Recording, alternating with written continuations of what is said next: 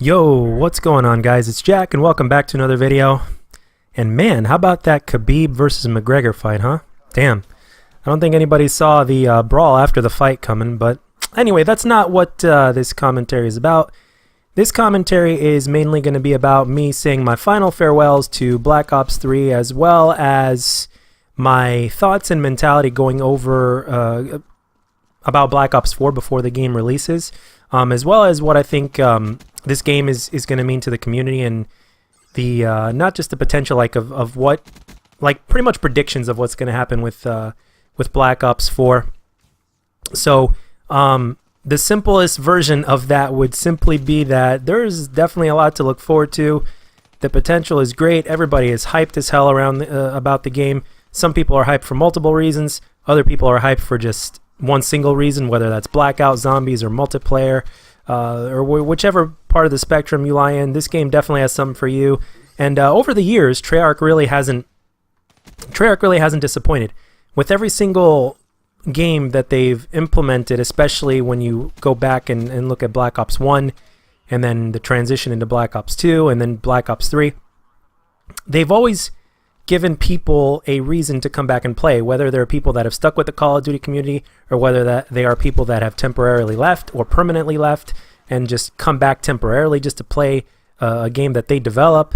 It seems that they've always given you a reason to come back, and this time it's what they've done this time is simply put, let's put it this way, as a community, no matter which side of the fence you're on, we have to get one thing through our heads, whether we like it or not at this point, and that is the fact that Blackout is going to carry the success of this game from an overall perspective throughout its life cycle and possibly beyond, whether we like it or not. The biggest reason why this game has so much hype behind it, the biggest reason, even if it's just a little bit, excuse me, even if it's just a little bit more than the other reasons, and if the difference isn't that much, still, the biggest reason is because of Blackout. You got people, not just that are in the Call of Duty community, that are extremely hyped about it, and that are basically, begging the developers to release Blackout early because they're having withdrawal symptoms from playing it. I mean, you don't hear that stuff very often, and actually you don't hear things like that anymore, especially when it comes to Call of Duty. Maybe you used to at one point when Call of Duty was back in its prime in terms of just the multiplayer before this whole Battle Royale thing came to be.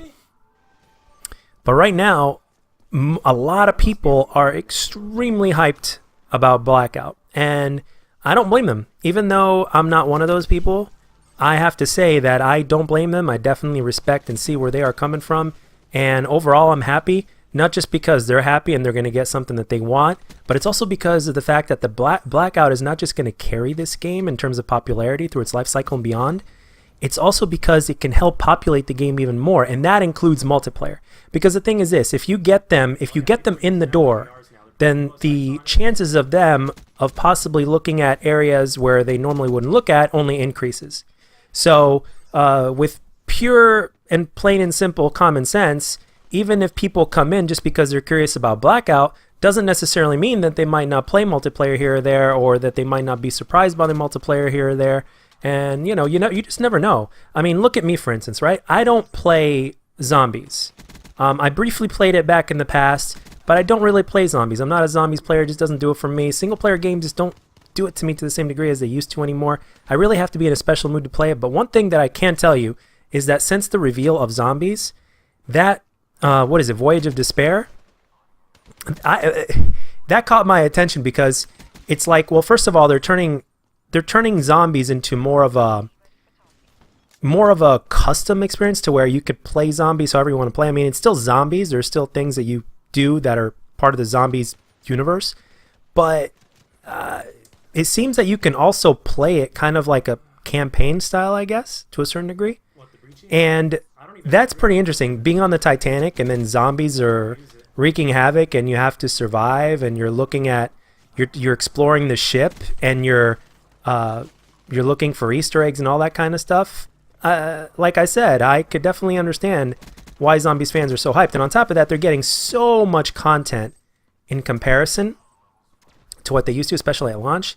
And as far as the map count goes, it looks like we're going to have 14 and then 15 with Nuketown later on.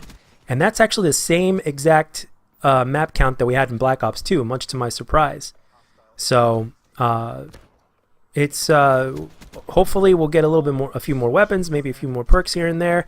Those events are going to be that are going to be coming across all 3 game modes. Is something that I'm looking forward to. I want to see what they do. I pray to the Call of Duty gods that the microtransactions don't screw up and dilute the game to the degree that it did with Black Ops 3, because at least give us a way to get those weapons beyond just crypto keys. You know, I mean, give us a chance to grind for weapons and to earn them, as opposed to, you know, just being lucky with crypto keys and trying to force people or tempt people to buy supply drops. It's, you know, I hope they don't go that same route again. Hopefully they don't. With World War II, it was a lot better, and with Infinite Warfare, again, a lot better. But again, at least you can grind for the weapon. You know, it's a lot of grinding, which I don't mind personally. But yeah, at least give us the option to grind. So, and if anybody doesn't want to grind, okay, fine, let them spend the money. But anyway, that's where I stand on that. So that's the biggest question mark, by the way. Out of everything that we've been shown about the game so far, that's the biggest question mark. What the hell are those supply drops going to be like? Because it's inevitable, and unfortunately, that's the only thing that I think that could negatively impact Blackout. And the thing is this, though. One thing, though, that I am also thinking about is the fact that if the microtransactions end up being so bullshit with Blackout and the supply drops or whatnot, if they end up being to a really great degree of BS to where a lot of fans are not going to like it, their voices are definitely going to be heard, because there's going to be a ton of people playing Blackout, and there's going to be enough backlash to where it may in the future, maybe not the immediate future, but it may in the future cause such backlash that it might force them to change their ways and not have that bullshit ever happen again. So in due time we're going to tell, but the fact is that Blackout is going to be doing a lot of the carrying, if not the majority of the carrying of this franchise moving forward, and we'll see what the future holds. And again, because of that, it only opens up the potential for multiplayer to become more popular, for more people to play, at least potentially speaking. I know a lot of people are going to be that are not part of the Call of Duty community are only probably going to show up for Blackout, but at the same time, if from a basic gameplay perspective, if Blackout plays similar to what multiplayer plays, or if multiplayer plays similar to what Blackout plays, then, you know, from the basics in terms of the gunplay and all that kind of stuff, then, you know, you never know. Fans that are just all about Blackout might just try that traditional multiplayer and be like, hey, you know what? I actually like this flavor of multiplayer that they have to offer now. And that's pretty much more or less the thoughts that I have about Black Ops 4 and the predictions. And and a couple of other things real quick before I say my final farewells to Black Ops 3 and get a little personal in terms of what I learned. It's also the fact that the PC community is also getting the port that they finally deserve this time. So I'm really happy for them in that aspect. And there's just so much to look forward to and a lot of content, and the hype is there. The hype hasn't been this high for a long time. And my GameStop also said that the pre-orders are through the roof, more than I've seen in a long time, and maybe ever since I've been to a midnight release at least. And this game could potentially be the best Call of Duty in many years, and you never know, it might be the best Call of Duty ever. I'm not even kidding. Potentially it can be. I'm not saying it's going to be for sure, but we haven't seen this much hype, especially since all the betas and the Blackout betas are done and all that, so we know what we're in for.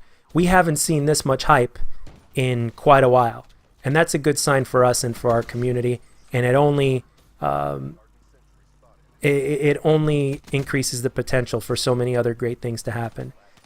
Yes, at the same time, it does increase the potential for bullshit to happen as well, but if we unite as a community, as I have said before, and we're not just talking about content creation and playing of the game, but if for some reason there's something that they implement in terms of business practices that we don't agree with and that we don't like and we think is absolutely absurd, you know, we can make our voices be heard more than ever before, simply because of the fact that we're louder now because there's more of us. So, and yeah, so A lot of potential of Black Ops 4, lots of good things to look forward to. And with that being said, Black Ops 3 and Black Ops 2 are by far the most played Call of Duties that I've played and posted on the channel as well. And they are also the most that I've ever learned. I've learned a lot about myself and how I play. And I've learned that the biggest competition is myself, the person that looks back at me in the mirror all the time. So whenever I look into the mirror. So it's not about trying to be as good as some of these other guys that are players and that are content creators or just really good players. It's about being the best player that I could be. So in many ways that I've learned in the past couple of games, in the past few years, in terms of slaying and getting high kills and lower deaths, I got nothing to prove anymore. So right now, it's all about being the best player I could be. So I'm thinking about grinding either some free-for-all at first and then or in between, but for the most part, you know, playing with other people here and there, and even doing collaborations and stuff like that, and thinking outside the box and playing outside the box is something that's going to basically fill in that gap that I'm missing in terms of my potential as a player as well as a content creator. And Black Ops 2 and Black Ops 3, and as well as my time here on YouTube, has taught me that.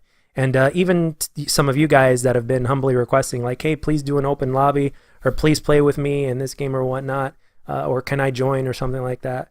You know, I trust me when I tell you, I take those notes, and I would like to do it in a way that is, how do I say, that's something that I would enjoy doing, and at the same time you would enjoy as well. And in time, I'll go into detail as the game unravels, and after I get my hands on and stuff like that, and with the events that are going to be shown in the game that they're going to have throughout the year, there's going to be more unveiled after that, obviously.